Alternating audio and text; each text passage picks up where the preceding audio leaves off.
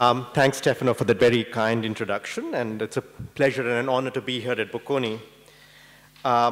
Could I ask you to warn me when I have 5 minutes left? Because I tend to go on otherwise. Thank you. Okay.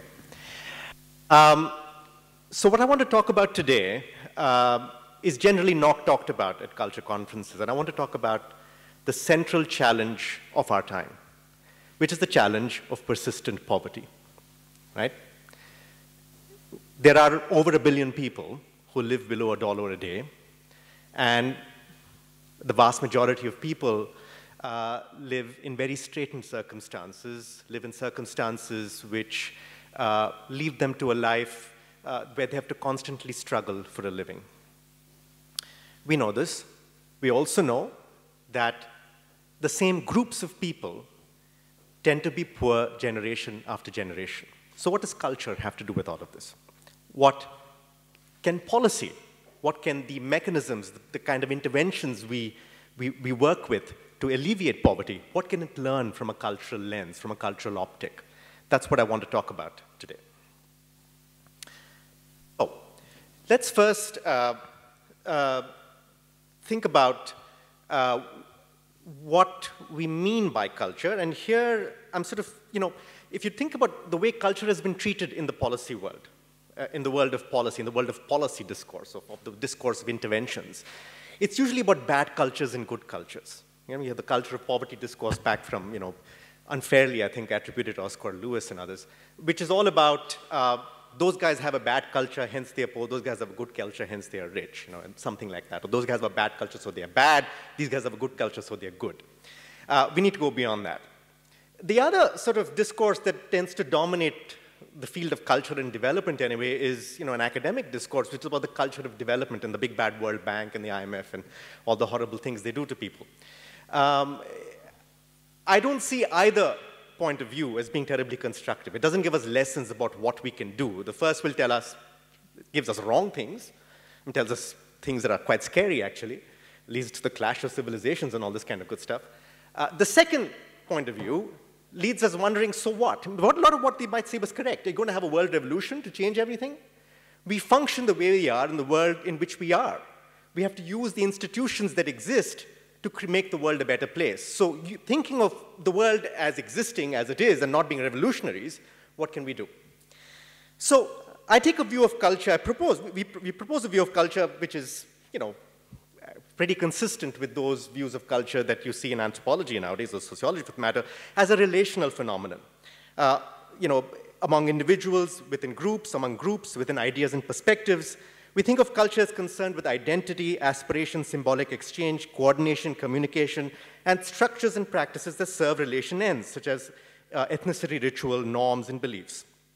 It is a set of contested, malleable, quotidian attributes constantly being recreated and reimagined by the changing dynamics of human connections and interactions. Thus, for us, communication is at the heart of culture, and patterns of communication both shape and unshaped by economic, social, and political inequalities. The struggle to break free of poverty and inequality, consequently, is as much a cultural process as it is political and economic. It is centrally related to voice, modes of discourse, and the degree of access to the public sphere. Now, thinking along these lines, we believe, has important implications for policy, since it suggests that in addition to equalizing opportunity, public action to address poverty would need to find ways to equalize voice and agency. Okay?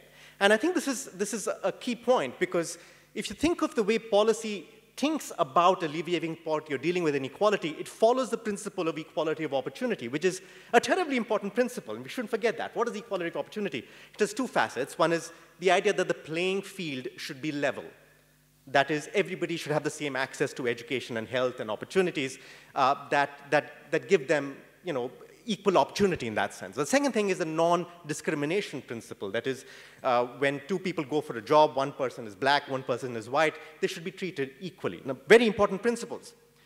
But I would argue that that principle needs to go further, because it doesn't take the consequences of human relationality, of cultural sort of phenomena into account, because what culture tells us is that groups, to use economics language, are not exogenous to the individual.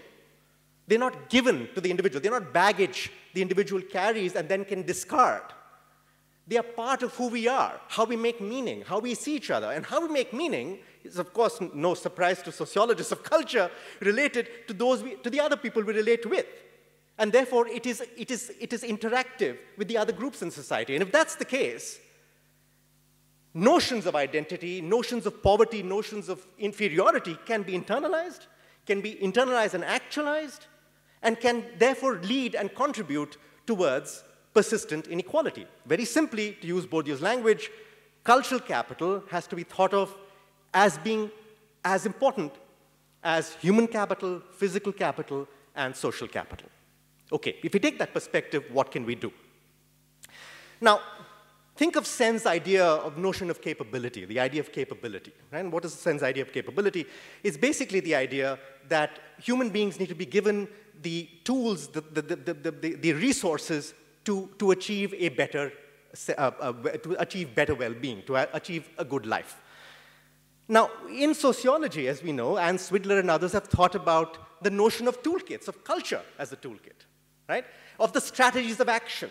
How do we communicate in ways that make us better off? How do we break free of inequalities in ways that make us better off? That is a cultural toolkit, and therefore culture can be thought of in the set of capabilities. That's the challenge. That is the development challenge. How do we devise policies that give people access to this toolkit? Okay?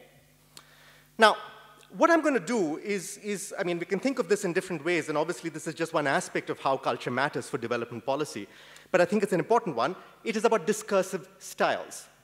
Now, discursive styles, I believe, are shaped by poverty and its associated deprivations, like lack of literacy, lack of access to the public sphere, scarcity of resources, etc.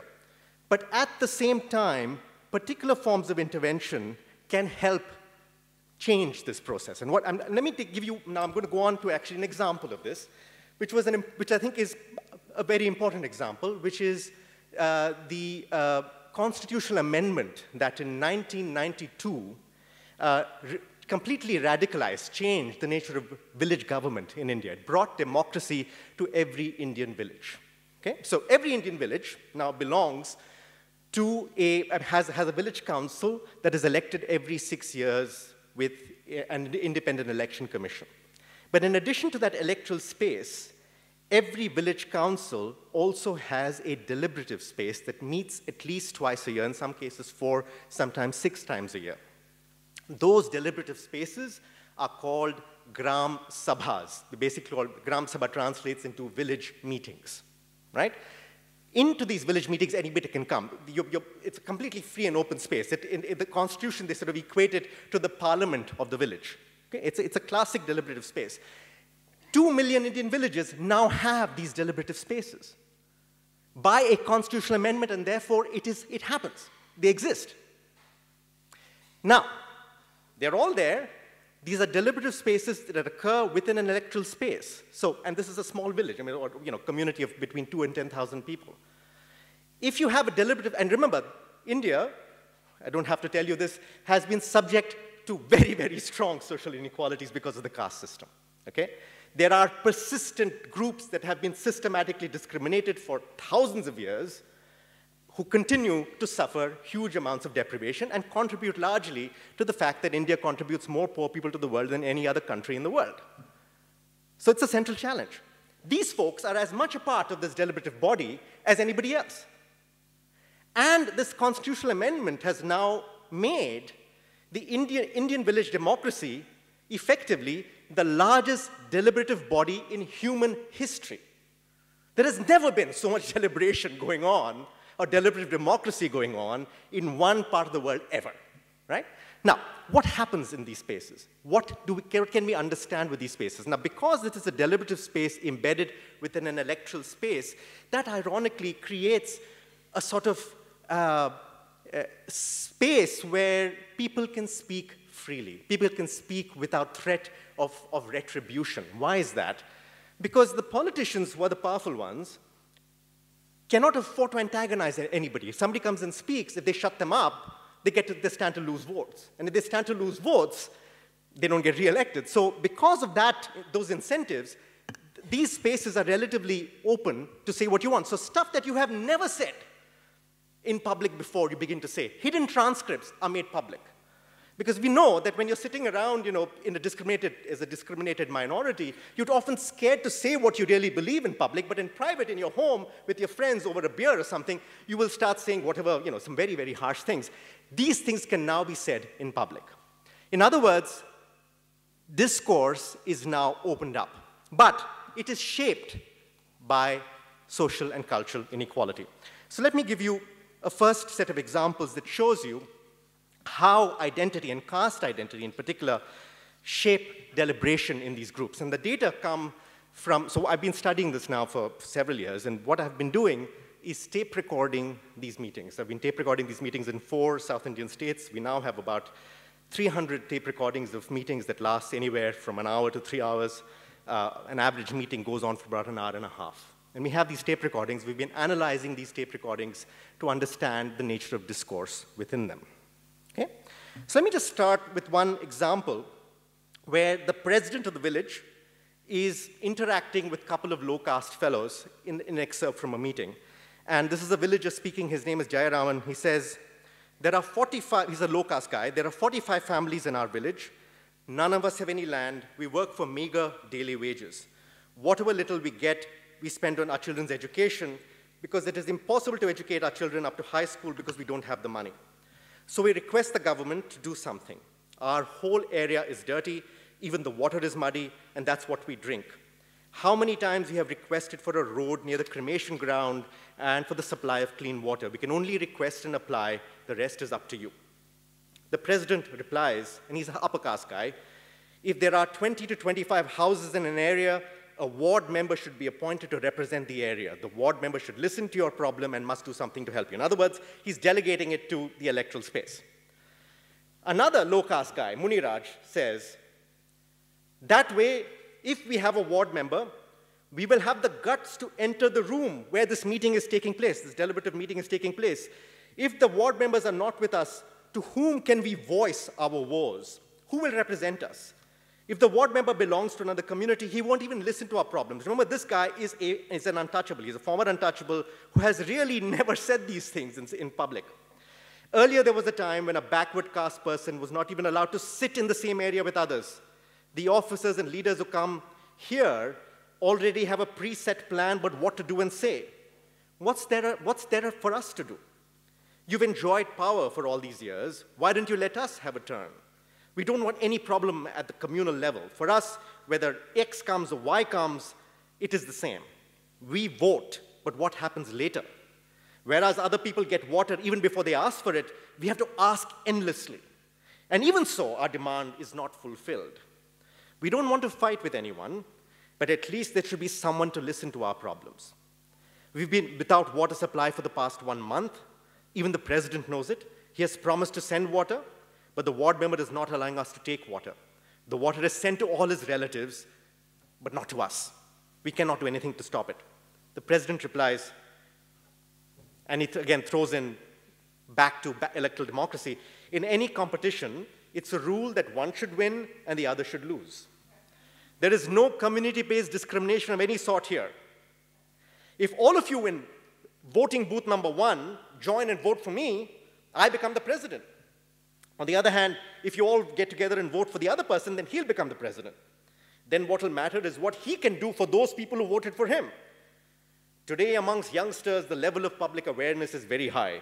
Anyone can become a leader. Even though there are problems between your groups, I will try to mediate. I do not encourage communal fights.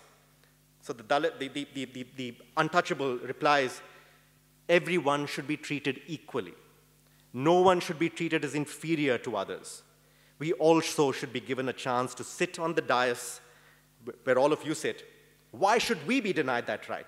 Just because I talk like this, I don't mean to fight with you or disrespect you. I am simply voicing my feeling. Okay? Second case. But, what do we learn from this, from the first case? Firstly, here we have this guy in public telling people, listen to me. I matter. And there's a veiled threat, and the president knows it. If you don't listen to me, my guys will not vote for you. Yeah? So it is not an empty threat. He has to be listened to. Now let's take another example, and this is an example of a village which has faced drought for a couple of years, and it's very suffering from drought. Now remember that the way villages in India are often structured, the untouchables tend to live in a segregated area at the bottom of the village, while the upper caste kind of live at the top of the village, and that's the way the villages are often structured. So they tend to have different access to different water sources, because everybody the water doesn't flow, you dig it from the ground, and these guys have more, different levels of groundwater. So it can happen, and also keep in mind that each community has its own well. An upper caste guy will not take water from a low caste guy because it's dirty. I mean, just as in the American South, you had, whites-only water faucets.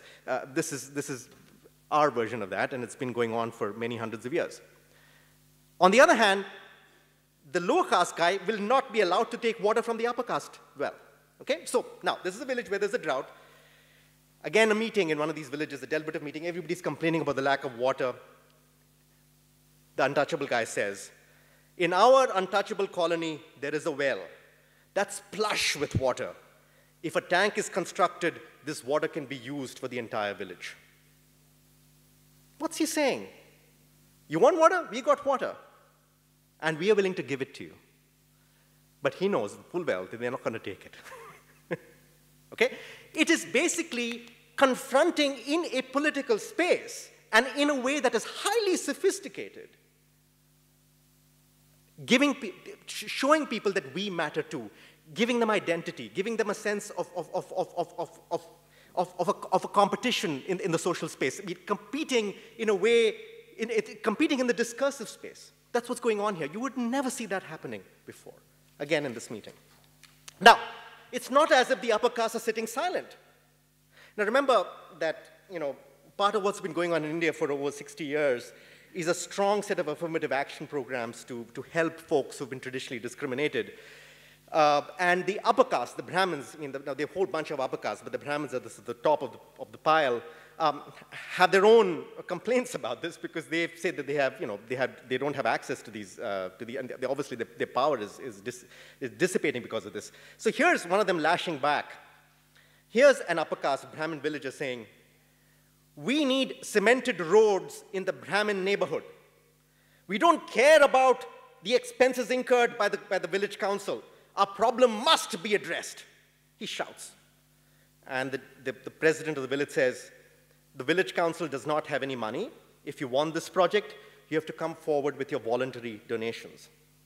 And this upper caste villager says, we don't care in the least about other activities. First of all, we need cement roads, and that's it. Now, this is kind of sad, because the guy actually has no power. He just has the memory of power somewhere embedded in the recesses of his mind that his father had, his grandfather had, and he's talking in that way. His discursive styles are shaped by the path dependency of discourse, I guess. And he's trying to sort of assert that sense and that sense of self in this village in a manner that everybody knows really doesn't matter. Okay? Now, let's go to the next example. Again, we come back to a conversation between the village council president and a low-caste villager. But remember that this is a low-caste villager, not an untouchable, right? So the way the caste system is structured, you have a whole bunch of folks who are not former untouchables but are low-caste and are very, very poor, but don't have access to all the affirmative action programs that the former untouchables have access to because of various governmental regulations and laws that have been passed. So there's a lot of resentment that comes with that. And this is an expression of that resentment. This is a low-caste villager. His name is Veluswamy. He says, I have been residing in this village through several generations, and I have been asking for a house to live in. Now, I should say that houses are one of the benefits that former untouchables receive, provided by the government. This Veluswamy says, I've been asking for a house to live in. They say today, tomorrow, but so far nothing has been done. I am sitting here at the mercy of my fate. The president says, till now, houses have only been allocated for the former untouchables. It hasn't come for your caste. Velusamy replies, and think of Shylock and Merchant of Venice. They say it has come only for the former untouchables, only for them. Is it that only they are humans? Are we people not humans, human beings too?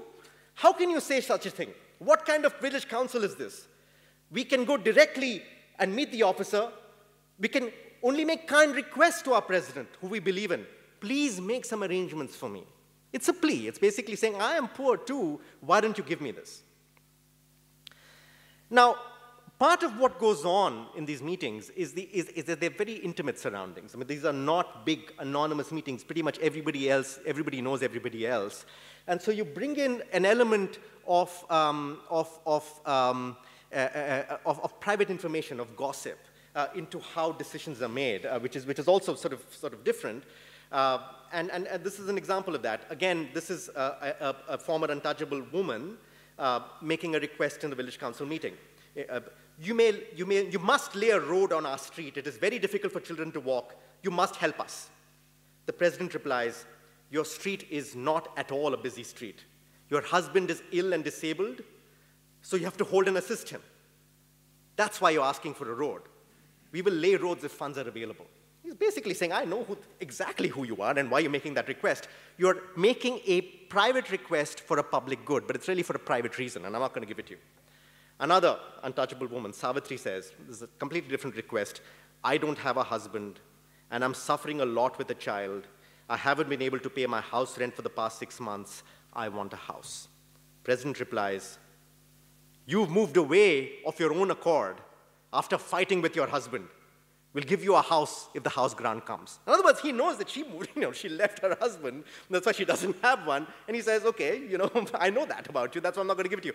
So in other words, you have, in some ways here, a form of crude village justice being employed. It's more of a courtroom than it is a deliberative space. But it is a courtroom where requests are now being made in a more equal way. Okay, how much time do I have left?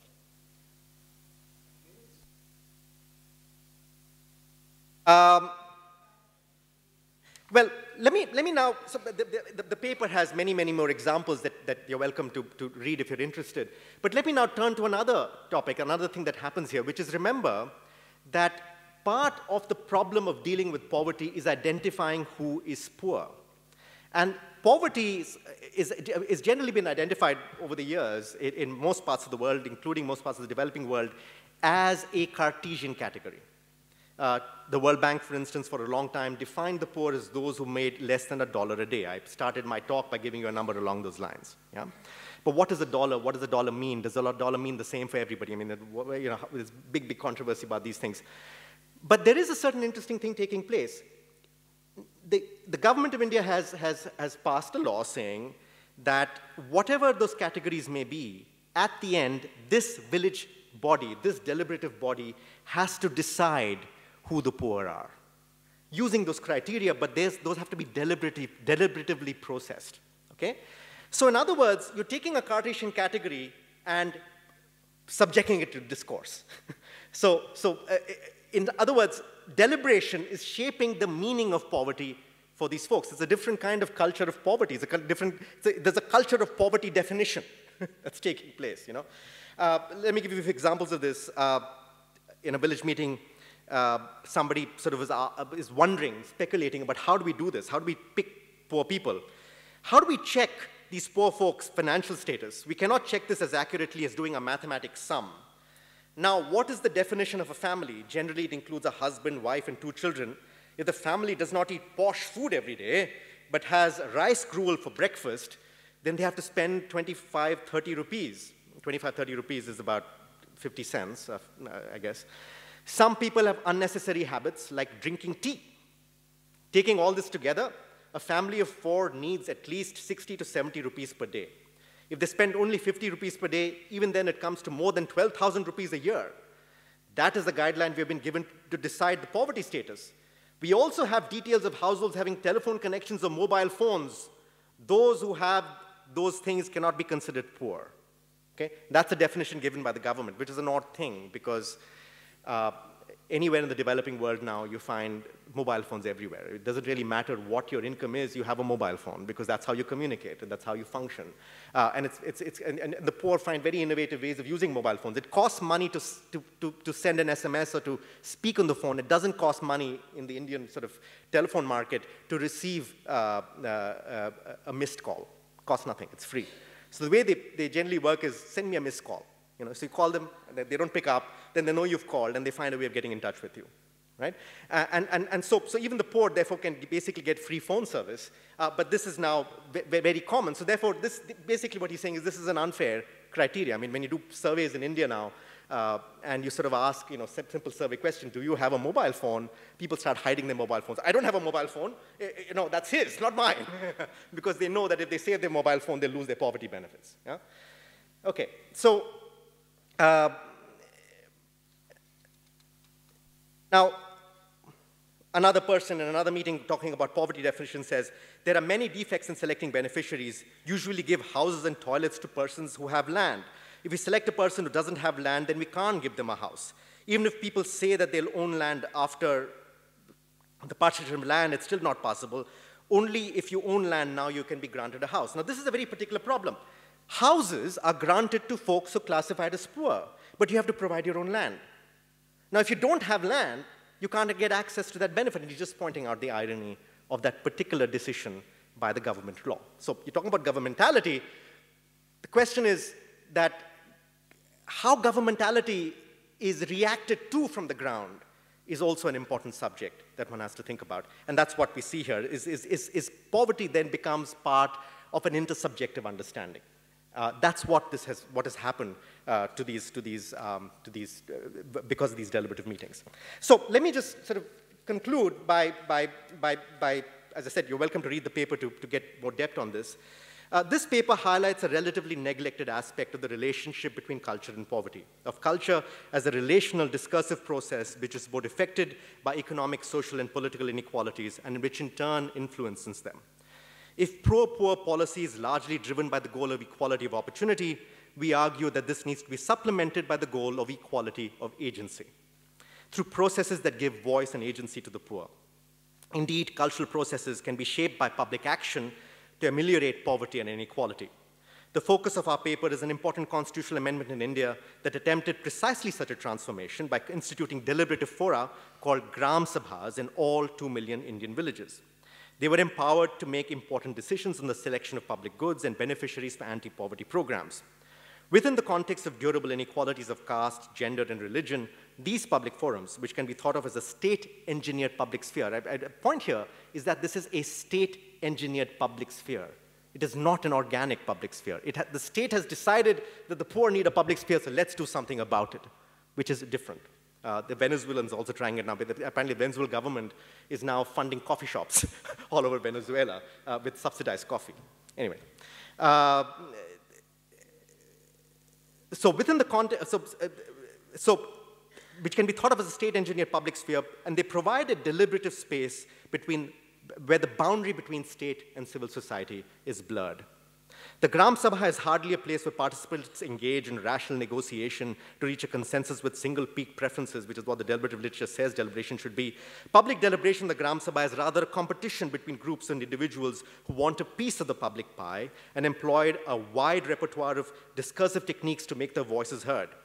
Participants are not interested in reaching a consensus, but rather seek to stake their particular claims to the gifts of the state. In this climate, few citizens are listening to one another. Each petitioner argues that he or she most deserves the benefit, whether private necessities or public goods. Each strives to make the decision makers hear and grant their plea. The result is a competition based on caste, identity, and justice rather than reason. In this way, poverty and social inequality have shaped a vernacular style of competitive discursive negotiation within Gram Sabhas. The competition for state-sponsored benefits, moreover, takes place in the context of changing national priorities, which express themselves in new amendments to policies designed to correct social and economic inequalities. Federal and state schedules, for instance, are used to target benefits to discriminated castes, and quantitative surveys are used to identify citizens living below the poverty line. Yet, as Jim Scott argues, the rush to classify human populations results in a Cartesian logic that that forces unforgiving geometric patterns on categories that are inherently fuzzy. The Gram Sabha allows this fuzziness to be expressed and observed, if not by the high state far away in the state capital, then at least by the more proximate village council. The Gram Sabha also allows those affected by these policies to express their dismay when state categories fail to take them into account the realities that they are familiar with. Since one of the functions of the Gram Sabha is to ratify poverty classifications and to voice complaints about the denial of benefits, it provides a forum where public discourse shapes the meaning of poverty, discrimination, and affirmative action.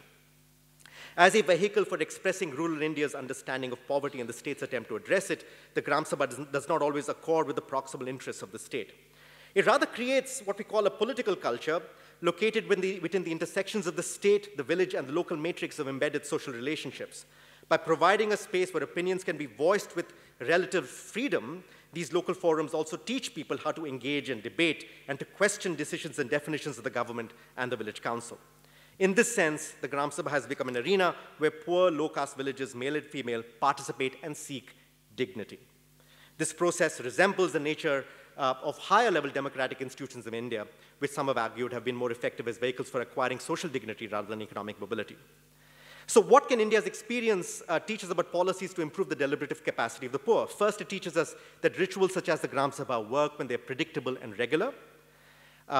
Regularity ensures that interactions between people and groups have to accommodate this new space where all citizens, regardless of caste, class, or gender, can voice their opinions publicly in ways that holds the local state accountable.